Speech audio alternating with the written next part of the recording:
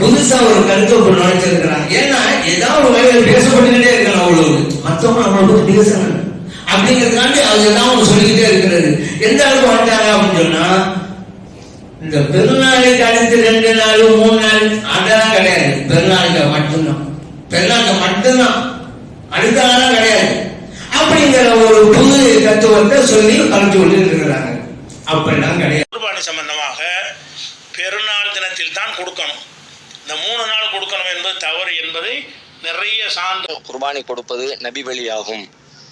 அதனை தொடர்ந்து வரக்கூடிய 3 நாட்களிலும் குர்பானி கொடுப்பதற்கு ஏற்க தகுந்த ஆதாரபூர்வமான செய்திகள் எதுவும் இல்லை என்ற முடிவிற்கு அப்படிலாம் கிடையாது.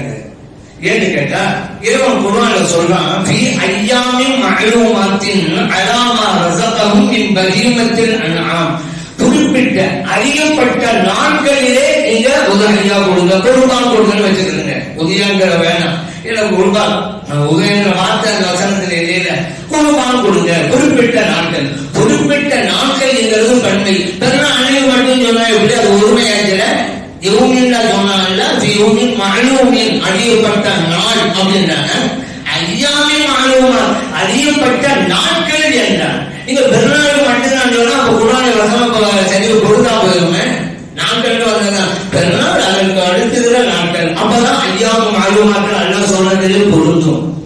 இப்ப என்னன்னா, இப்ப வசனத்தை வளர்க்க முடியாதுல்ல, இருந்தாலும் அந்த கூட்டம் ஒரு விளக்கம் சொல்லுது, இது நம்ம உதவியா கொடுக்குறது. இந்த ஆணி மரம் போயிருக்கிறாங்கல்ல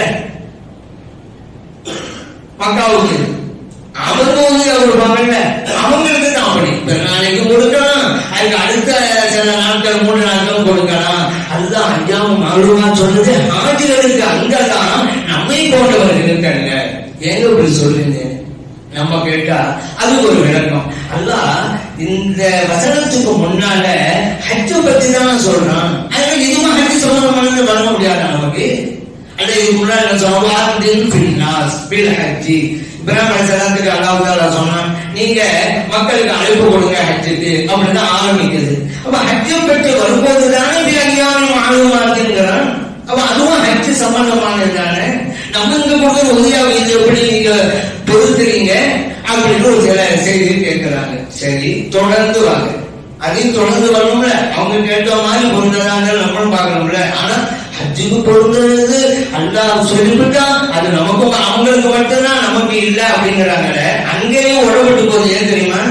இப்ராஹிம் அலைஹிஸ்ஸலாம் பார்த்து அல்லாஹ் சொன்னான், மக்களை கூப்பிடுங்க அப்படின்னு.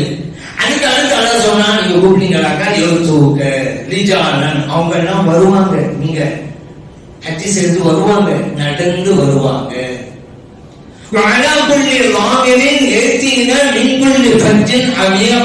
பல்வேறு பகுதியிலிருந்து மெலிந்த ஒற்றையிலும் வருவாங்க.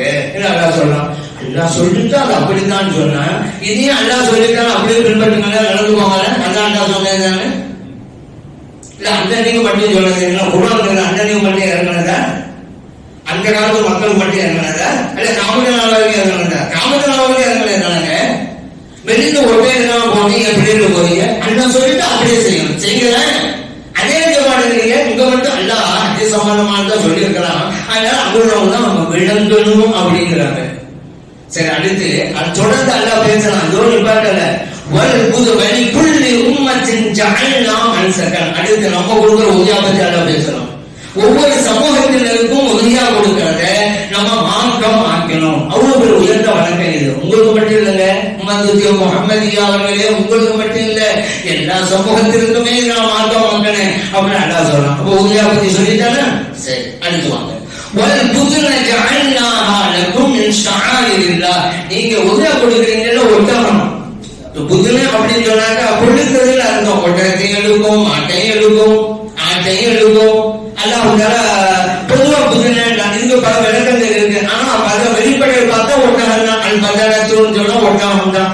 சரி, எந்த அர்த்தமா இருந்தாலும் இதை இறைவனுடைய அடையாள சின்னமாக ஆக்கணுங்கிறான் அல்லாஹ்.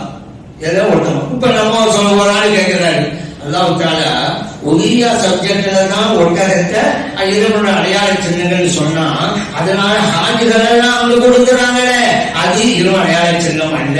ஏன்னா உதவியாக பிறகுதான் இது சொல்லியிருக்கலாம். அங்க சொன்னது அங்கதான் சொன்ன, இங்க உள்ளது இங்கதான் நம்மளும் சொல்லலாம்ல. அடுத்து அல்லாஹ் சொல்றான் பாருங்க, வகதாலிக சஹர்னாஹா லகும், இந்த பிராணிகளை எல்லாம் உதயா கொடுக்குறீங்கல்ல, அந்த பிராணிகளை உங்களுக்கு நாம் வசப்படுத்தி கொடுத்தோங்கிறான். எங்க உதயா சப்ஜெக்ட்ல 14 சொல்றாரு, நமக்கு வசப்படுத்தி தந்தது நம்ம உதவியா கொடுக்குற பிராணிகளை தான். இந்த ஹஜ்ஜுக்கான அன்பு கொடுக்குறார்கள் அதல்ல. எங்க அப்படி சொல்றீங்க? அல்ல உதவியா சம்பந்தப்பட்ட மேட்டரை தானே வசப்படுத்தி கொடுத்தோங்கிறான். ஆனா இங்கெல்லாம் போட்டு அங்க கொடுத்தாரு சொன்னா நம்ம சரி இருப்போமா? அதே அதுக்கு இன்னும் தொடர்ந்து வாங்க, தொடர்ந்து பேசலாம்.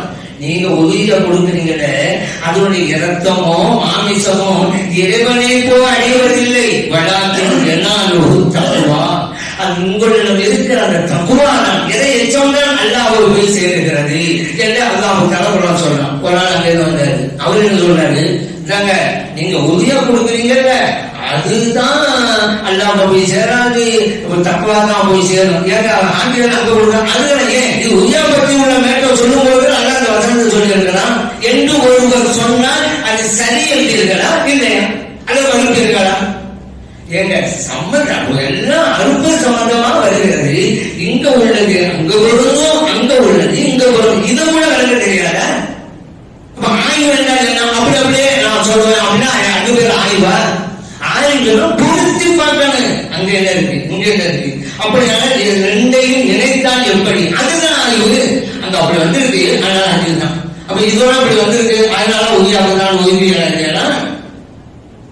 அப்ப இதுல என்ன புரியுது, ஏதாவது சொல்றதுக்காக தான் சொல்லியிருக்காங்க. சரி, இன்னும் இதோட ஒரு அடுத்து இருக்கு பாருங்க. இப்போ இன்னொரு கேள்வி, யௌமுன் நஹருக்கான 10வது நாள். யௌமுன் நஹர் அர்த்தம் அறுத்து பலியிடுற நாள். அப்ப அந்த அன்னைக்கு தான் அறுத்து பலியிடுறாங்க. 2வது நாள் யௌமுன் நஹர் அப்படி இருக்குது, அந்த அன்னைக்கு தானே இருக்குது. ஒரு தத்துவம் பேசுறாங்க. அடுத்து நம்மளே ஒரு அடுத்து இருக்கு பாருங்க. இப்போ இன்னொரு கேள்வி, யௌமுன் நஹருக்கான 10வது நாள். யௌமுன் நஹர் அர்த்தம் அறுத்து பலியிடுற நாள். அப்ப அந்த அன்னைக்கு தான் அறுத்து பலியிடுறாங்க. 2வது நாள் யௌமுன் நஹர் அப்படி இருக்குது, அந்த அன்னைக்கு தானே இருக்குது. ஒரு தத்துவம் பேசுறாங்க. அடுத்து நம்மளே ஒரு கேள்வியில இது அடிபட்டு போச்சு. என்ன தெரியுமா? உதவியா தானே. உதவியாக என்ன அர்த்தம்? துஹா நேரத்தில் நிறைவேற்றுவது. இப்ப எழுதுறீங்க. அப்ப அதனால யௌமுன் நஹர் பெருநாள் தினத்தன்று கூட காலையில தான் கொடுக்கணும், மாலையில கொடுக்க கூடாது.